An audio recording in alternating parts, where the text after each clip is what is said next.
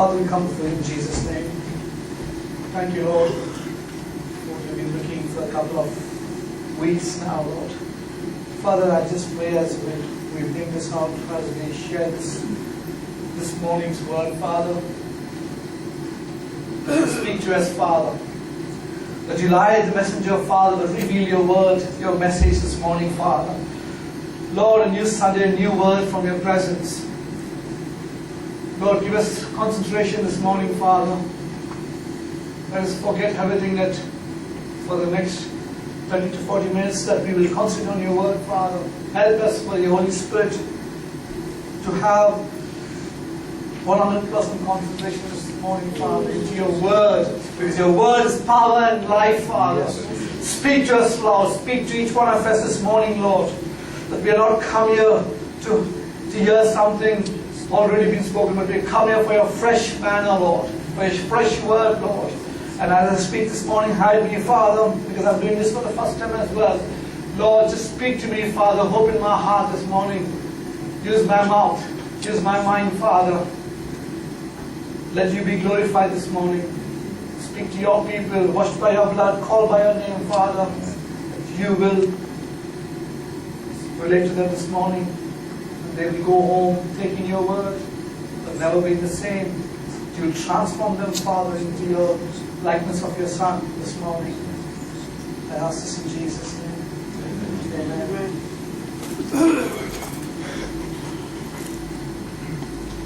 Youngsters, youths, please proceed to the front. All of you, if you can. That's good. I've never seen person in the church. I know you're left it for the angels. I don't stand.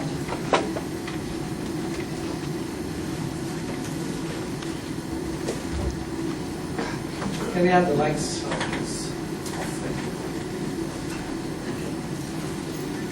Let there be light. Can I have one, please? Thank you. It was all present before? Sorry.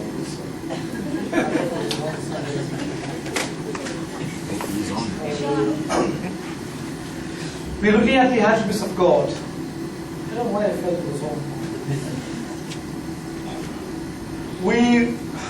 Anyone knows which we come, what have we come? We know the list that we shared before. Slides. What was the last week? What were we looking at last week? The omniscient. Just a little bit recap before we go into the next part, which is the immutability of God. Or God is immutable. We seen last week that His knowledge of all things is all-knowing, including actual, possible, past, present, and future. His foreknowledge of God. His knowledge is perfect. There is no mistake. There is no, He made a mistake when He knows things. Nothing. He never changes. He never overlooks anything.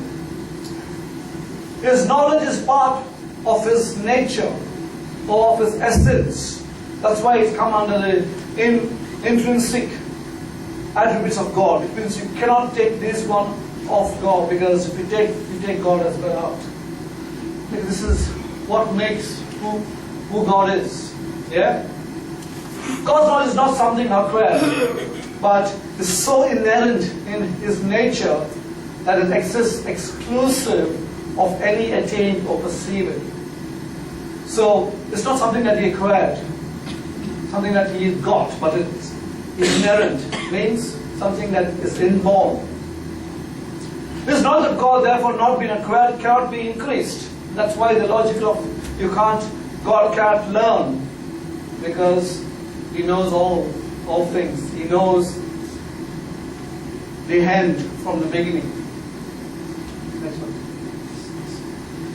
The doctrine of omniscience is truly frightening to those who have something to hide, obviously, since nothing can be hidden from God's sight.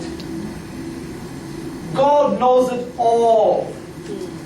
On the other hand, God's omniscience is comforting to those who are open to God's conviction. We can see that happening while we speak even this morning. God is convicting people all over the globe in the Middle Eastern countries. Jesus is appearing in Mecca, all places. Jesus is appearing into places that the Bibles can't be gone. You can't even smuggle them, because if you smuggle, you'll be persecuted and tortured. But yet the Lord is there, speaking to people who are crying and saying, Lord, if you are real God, speak to me. Crying in their life. One end of their life, God is speaking to them. How is possible? So it's comforting those who's open to His conviction. It's comforting to know that God knows our needs before even we ask for His assistance. Isn't that amazing? He knows it all. Yet He encourages us to come before Him, submitting. And that's why the whole concept of prayer is so important for a Christian. But you never forget that God knows it already. Our daily activities of everyday life, our thoughts before they are formulated. We formulate thoughts before even it comes out. Our proposed plans, our words before they are articulated. God knows them all together. Such knowledge, why it's so important? Because such knowledge of Him should stimulate what? Holiness in our everyday lives. That's what the whole concept of being holy, as I am holy, be perfect as my Father is never perfect. Because He knows that everything He watches over you. You don't do it because you're a Christian, young people. You don't do it because your parents told you to do that, old people. But you do it because God is there. If God is in your bedroom, if God is while in your computer, if God is next to you while you're thinking those thoughts, which is really not the right thought to think, what do you do? Open to conviction, doesn't it? So that's to stimulate holiness in our everyday lives. Everyday lives. We don't come to church to become holy. We practice holiness wherever we are.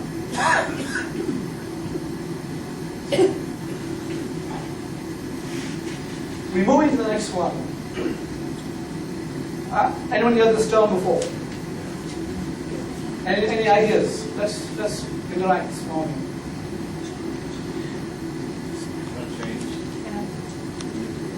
What is immutable? Immutability, yes, cannot change. Have you heard this word mutation before? Yeah. Yes. It's a very common word now. It's becoming very, very popular.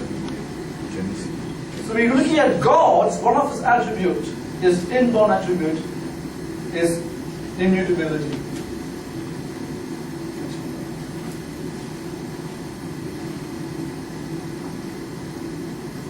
I just got a few, very, very few scriptures, but there's so much more. For I am the Lord, I change not. Malachi 3:6. God, you find that verse coming very strong. God is not a man that He should lie, nor a son of man that He should change His mind. Does He speak and then not act? Does He promise and not fulfill? Wherein God, willing more abundantly to shew unto us the promise of His immutability, that particular word is there in King James Version, of His counsel, confirm it by an oath, that by two immutable things in which it was impossible for God to lie, we might have a strong consolation who have fled for refuge to lay hold upon the hope set before us. Here He speaks about that He promised to the heirs the immutability of His counsel. And if you look at the word, there's another study by itself, that particular 17, 18 as well. Two things, two immutable things, two things that cannot. The word immutable also means non-transferable. It's a legal term in those days.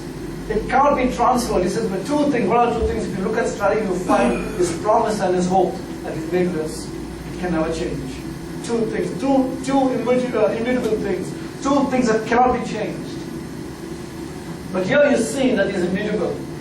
Every good gift, a perfect gift is more. We know the scriptures, but look at the context here. It comes out from the Father of lights, with whom there's no variableness, neither shadow of turning. Now that is an aspect of immutability. Variableness, no, not a shadow of turning. That's important word there. No variableness. It doesn't, we have variables in accounting and, when we do things, we take some variables, we take fixed things. He says there's no variables. Even when I was doing my statistics, all this we had. But here he says no variable, no shadow of turning. And we know that so clear, the last one, isn't it? Jesus Christ is the same yesterday, today, and forever. What's that mean, same? He changes not. He is the same. In fact, when the scripture goes more than just 2,000 years of his incarnation, it goes more than that. It goes from the very beginning. Christ was with God before even the foundation of the world. That's what it means. Not the 2,000 years that he came and therefore he's the same from 2,000 years, but he's the same from the very beginning, from the very foundation, when the Father, Son, and the Holy Spirit was there before in their life and planet and existence in the world. He's the same Jesus that revealed himself 2,000 years ago. And to the day and forever. Yesterday, today, and forever.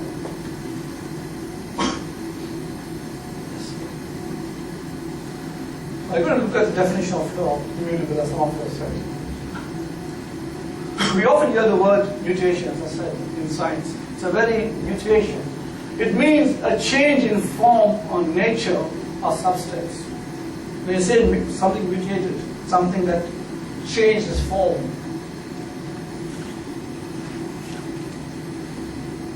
How many of you are aware of zombies? Partly, a little bit true, but mostly false.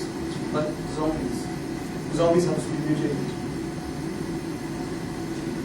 Any science student will tell you, or biologists or microbiologists will tell you, mutation can't take to a point that the human DNA can accept and become different from the DNA.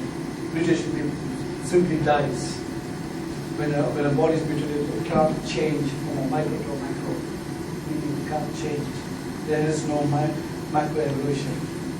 It's micro, meaning it can sort of, due to circumstances and environment, it can actually mutate to an existing form which it always has. It can't become completely a different DNA framework completely.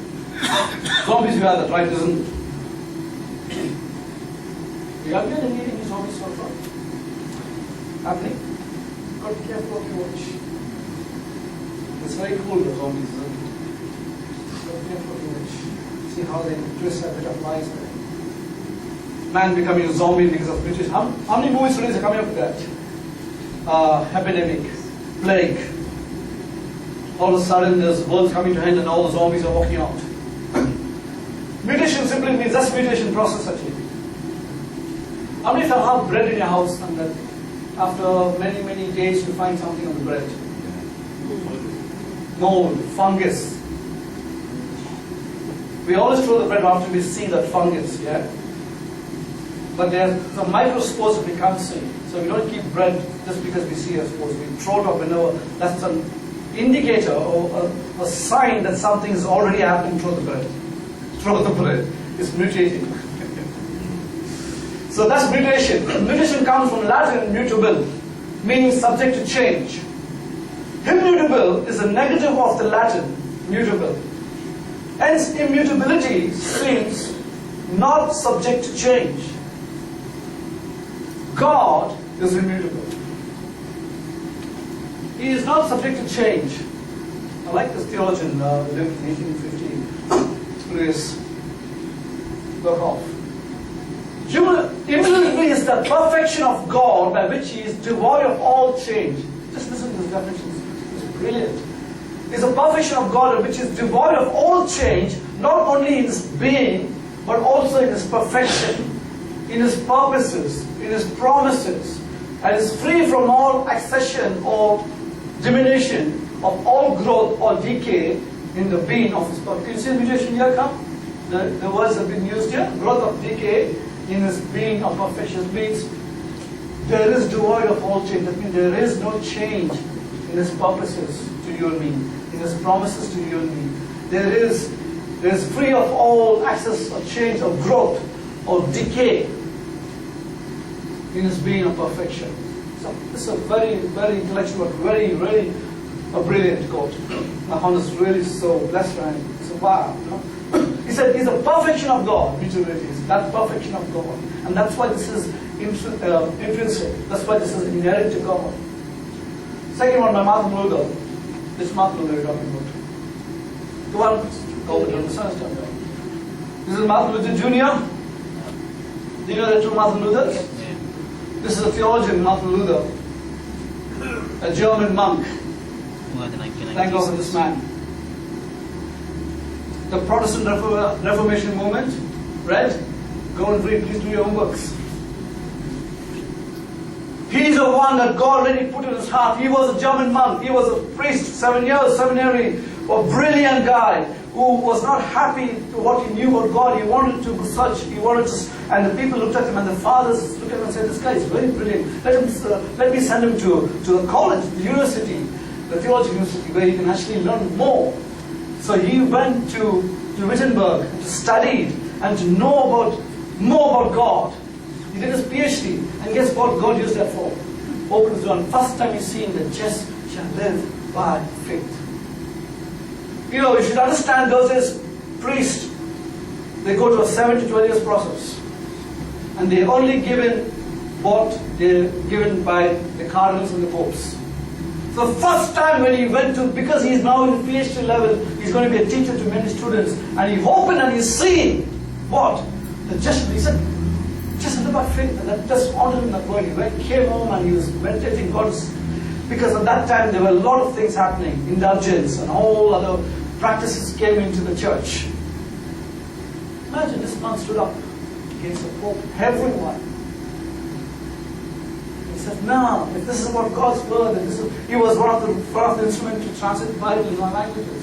That was a breakthrough. That's why Catholics called Protestants. You know why? They protested against the Catholics.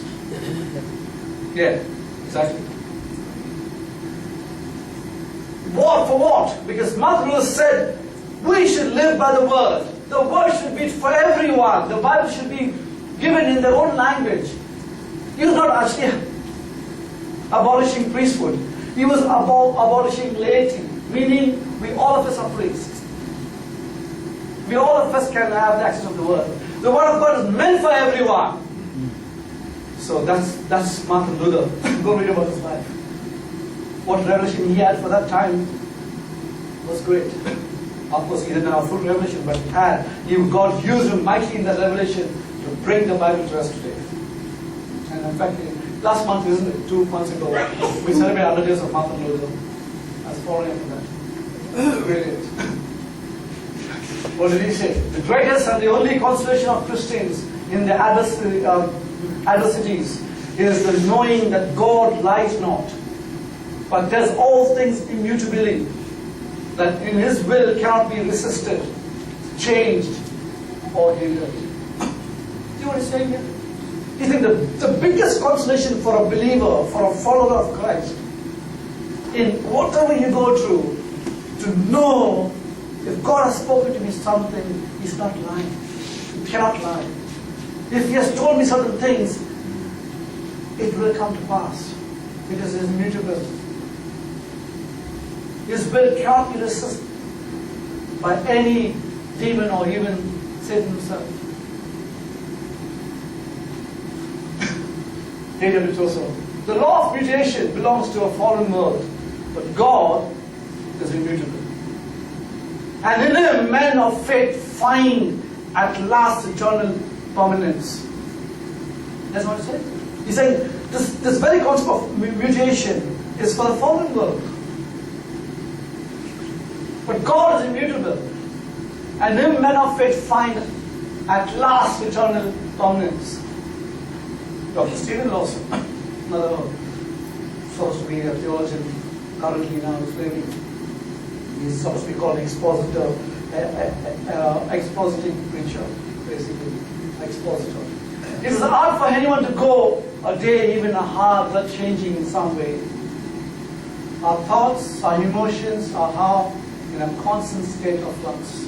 Is that true? 2,000 years ago, great philosophers, Heraclitus, who found this, he said, his student came after him, Parmenides. He said, whatever it is changing. You don't even put your foot at the same river twice. You take your foot off and you put it in the next river. The river's running, the river's changing. Even your body is a few seconds has changed. Do you agree with that? We as believers, we know we have a God who's never changing. We all go to change. Like one man said, the problem with change is always changing. We live in a changing, everything is changing, our body is changing. How many of us know how long our body changes? Do you know that? Our skin falls off. Anyone knows that? Little by little in our showers. Huh? Yes? I agree with you, brother. Very much. Our body skins keep changing, you know that? Every 2 weeks, or I think every week, I'm not really sure, but there's a change takes place in our body. Change takes place in every part of ourselves. Our cells are dying. Don't discourage you. What I'm saying is, we're changing in some way. But thank God we have a God who's not changing. Amen. That's the anchor for a Christian. You talk also, they say, well, all changing, everything's changing, but it's gone. Back of the old days, good days. And you sit there for a long time, you feel very depressed. But do you know that we have a God who's immutable? We have a God who never changes. You know, one day we're going to be like Him.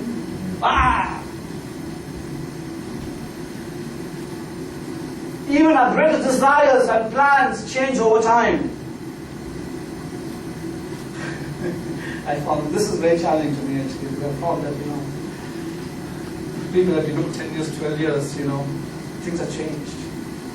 I'm not going to agree with that. Even you, after 10 years, says, I don't want to do the same thing I did before. It's good, change is good for us, because we came to Christ because of the change. We came to Christ, so change is good for the created beings we are. We need change. Thank God for change. Otherwise we will not be born again. Thank God that we actually are a new creature in Christ, little brother. Otherwise you're gone. So change is good. As much we know change is good as a bad aspect, but change is good. Change brings us to God. But we need to understand that God never changes. He never changes His mind. Thank God for that. This course of action in the world. He is a immovable rock, a mighty fortress, the only sure anchor in an ever-changing world. That's said very well. That's why we all say, keep your eye on Jesus. Keep your eyes on the Lord. Not even in a pastor. Not even in anyone. Keep your eyes on Jesus, because He is the only one who does not change. We all are changing creatures. And I hope it's for the good. What we learned last week, we learned something this week, isn't it? What we know last week, we know something more this week. And that's good. But we have a God who is immutable, unchanging, never changes. And that's His nature, His God. Thanks God, brother. I was waiting on the Lord and I just seen this. It took me really, it exhausts you so much. But at the end of the day, it fills your heart, it really transforms you. And my friends, I'm not about this. What I'm speaking, and let me be honest with you this morning, I'm also under this. Yeah? Can I say that to you this morning?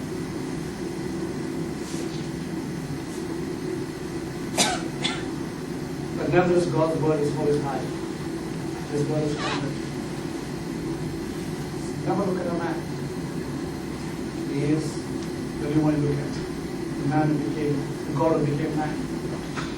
Jesus is the name. Well, it blesses my heart and really exhausting, but God really gave me these things and I will share this. The essential features of this attribute, immutable. The first one, God is immutable in His essence. Second, God is immutable in His word. Third, God is immutable in His character. Fourth, He is immutable in His will. Fifth, is immutable in His consciousness. He is immutable in His incarnation. He is immutable in His attributes. We look at each one. Just, I could not, I just have to read into three, four lines. Each one goes a volume. If I have to start each one, I can maybe do 3-4 weeks in each one.